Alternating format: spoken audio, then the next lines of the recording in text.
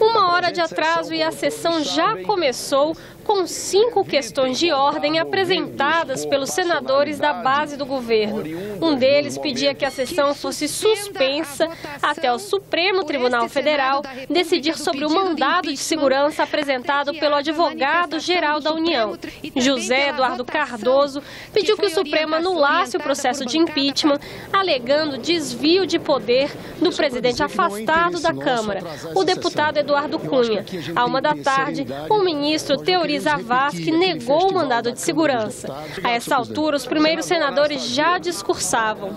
Quem fará o senhor Michel Temer, presidente da República, é a sociedade civil brasileira, que quer decência, quer eficiência, quer responsabilidade e quer patriotismo. Eles se espalharam no dia da votação.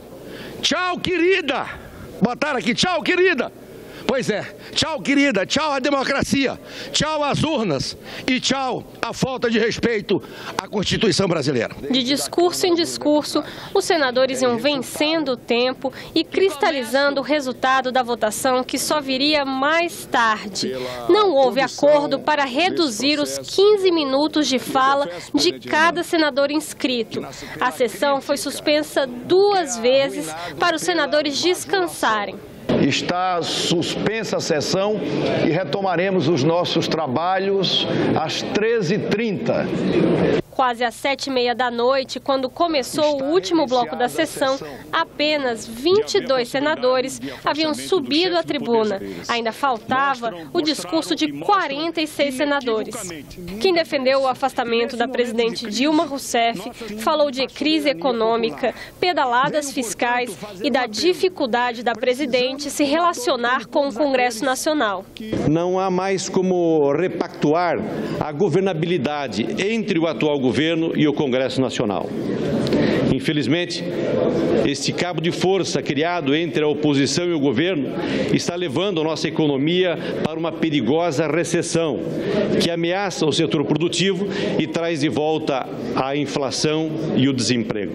Os que tiveram a missão de defender o governo reforçaram que não há crime no pedido, lembraram dos avanços do governo do PT e chamaram o processo de golpe. Olhem nos meus olhos e me digam qual o governador que não deu pedalada, qual o prefeito que não deu pedalada, inclusive no meu estado. Se vale para um, por que não vale para o outro? Não dá para entender, não é sério. Houve também quem defendesse novas eleições, porque o modelo de coalizão estaria esgotado. Os responsáveis pela situação atual, ou seja, a presidente Dilma e o vice-presidente Temer, o PT e o PMDB, deveriam reconhecer que fracassaram e apoiar novas eleições. Os senadores também falaram dos planos de recuperação econômica já divulgados pela equipe de Temer. A primeira exigência que o PSDB fez no documento apresentado ao vice-presidente da República é que nós possamos cortar ministérios, reduzir drasticamente o número de cargos comissionados, diminuir o tamanho desse Estado pesado, perdulário, incapaz de servir com um mínimo de qualidade à população e introduzir meritocracia. Eles querem, nessa crise, jogar a conta para ser paga pelos mais pobres e pelos trabalhadores. Ah, Paulo Scaff da Fiesp, CPMF, não! Você tem que mexer o quê? Nos benefícios previdenciários, na política de valorização do salário mínimo. E está aqui, a ponte para o futuro. Armando Monteiro, que era ministro do Desenvolvimento de Dilma Rousseff, voltou ao Senado para votar e lembrou que o Congresso colaborou para a crise econômica. Eu destacaria, por exemplo, a pauta-bomba, que ficou caracterizada como tal e que obrigou o governo da presidente Dilma a vetar uma série de projetos que foram aprovados no Congresso Nacional. Já eram quase 6 horas da manhã quando chegou a vez do senador Anastasia defender o parecer que pediu prosseguimento do processo. O advogado-geral da União, José Eduardo Cardoso, acompanhou o discurso do senador mineiro, sentado ao lado do presidente do Senado. Na sua vez, de ir à tribuna, José Eduardo Cardoso voltou a defender que não havia crime para afastar a presidente Dilma Rousseff e que ela estaria passando por um julgamento puramente político.